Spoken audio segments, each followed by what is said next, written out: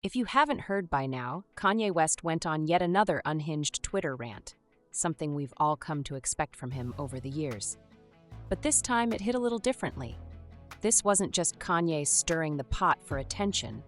No, this time he decided to unload the clip on everyone, and I mean everyone.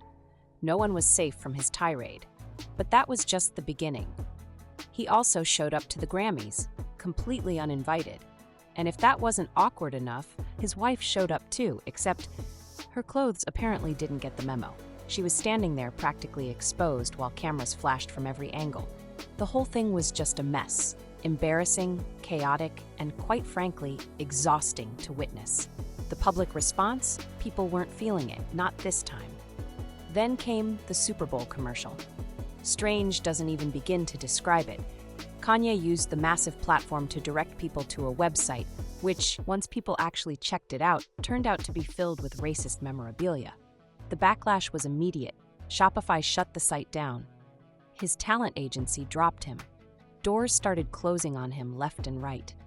But before we get lost in that part of the story, let's rewind a bit, back to the rant that started it all.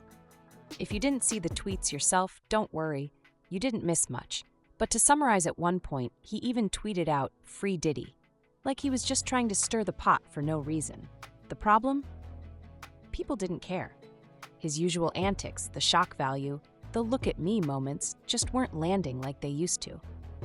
And for Kanye, that's a bigger issue than most people realize. This is his marketing strategy. He needs people to be talking about him. He needs his name trending. It's how he builds hype for whatever he's about to drop next, whether it's an album, a fashion line, or some other business venture. This isn't new either. He's been doing this for years.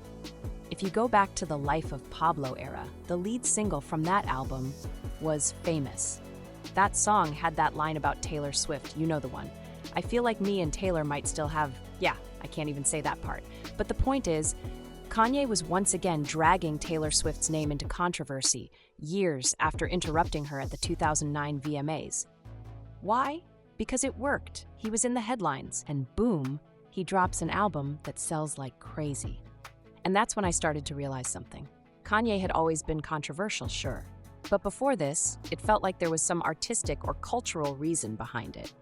He wasn't just being controversial for the sake of it, but after he saw that controversy could directly translate into album sales, everything changed. If you trace it back, the first time this really worked for him was the Taylor Swift mic snatching moment. That happened at the VMAs, and what did he drop after that? My Beautiful Dark Twisted Fantasy. And of course, that album is a masterpiece. But part of why it blew up was because everyone wanted to hear what Kanye had to say after that scandal. Now, let me be clear. I don't think Kanye only does controversial things when he's about to drop an album. It probably started that way. But over time, as his mental health issues worsened, his behavior became more erratic. He stopped just using controversy and started spiraling deeper into it. But the timing?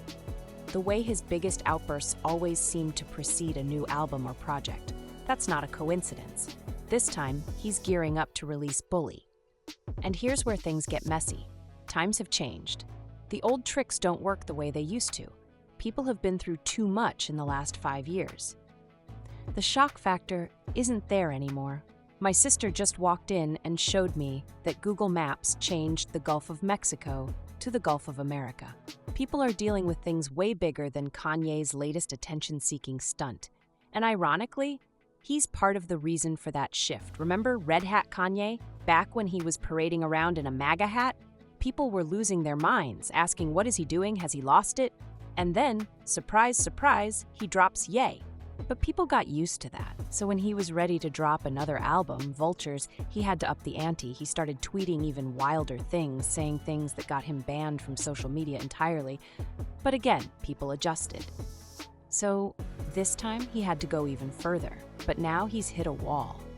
People aren't just desensitized, they're over it. And that's where he miscalculated, because now his next album actually has to be good or he's finished. And let's be real, when was the last time Kanye put out something that was undeniably good? Be honest. Don't get me wrong, he's not done. He still has a fan base. He still has name recognition. There are still people who will tune in, even if it's just out of curiosity. He's made enough incredible music in the past to keep some level of intrigue. But that intrigue fades fast. With every album, his drawing power weakens. And let's talk about the elephant in the room, his music. The Kanye you see tweeting nonsense, that's the same Kanye you hear in his songs now. He's just saying anything over really good production.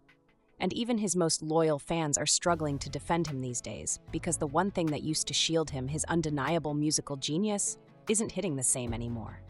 If that goes, he won't be the tortured genius with mental health struggles. He'll just be the guy with erratic behavior and bad music. And about his mental health, yes, it's a huge factor. But it's not an excuse for everything. Saying Kanye has a mental illness, so it's fine, is an insult to people who actually struggle with mental health issues. Two things can be true at once. He can have a mental illness and be someone who constantly takes things too far. But at the end of the day, does it even matter? Does what he says still hold weight? Sure, there's an argument to be made that his words can influence people, that his platform gives him power. But let's be honest, if someone was already predisposed to becoming a racist because Kanye said something racist, then wisdom was chasing them, and they were just too fast. Folks, this is what got for you today. Subscribe to stay up to date on latest celebrity news. Till our next video, what this one here.